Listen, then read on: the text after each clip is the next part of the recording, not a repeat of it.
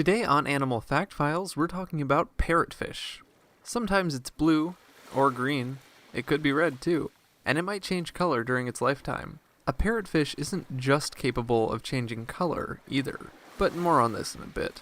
Because parrotfish don't always look the same throughout their lives, earlier scientists believed there were hundreds of species of parrotfish. Nowadays, there are fewer than 100 classified species.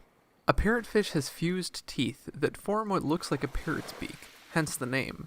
A parrotfish also has teeth in its throat, and these teeth are used for grinding. The main diet of parrotfish is algae, but the way they obtain this food source is by literally chopping it off coral reefs and extracting it from pieces of coral. Chunks of coral are broken off by the parrotfish's beak-like mouth, and then ground down while traveling through the parrotfish's digestive system. As destructive as breaking off parts of coral may sound, parrotfish are a huge asset in the ecosystem of a reef. If left unchecked, algae growth could completely choke out coral. Plus, parrotfish help make sand. That's right, beach vacations involve a lot of parrotfish poop. A large group of parrotfish could actually create an entire island if they had enough access to coral. All that ground-up coral has to go somewhere, right? Needless to say, parrotfish are found living on coral reefs throughout the world. Parrotfish are diurnal animals, and at night, they have a few means of hiding while they sleep.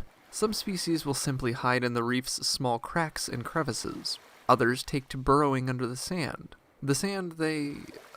Never mind. And some species go so far as to create a cocoon every night from a mucus they produce specifically for this purpose. It's thought that the cocoon helps to make them less visible to predators, and to mask the fish's scent. The predators from which a parrotfish is hiding include other fish such as eels and sharks, as well as crustaceans. Parrotfish live in schools of just a few members to up to 500 individuals. These groups are typically led by a breeding male, though he may not have started out that way. When the breeding male dies, he usually gets replaced by one of the more prominent female members of the group.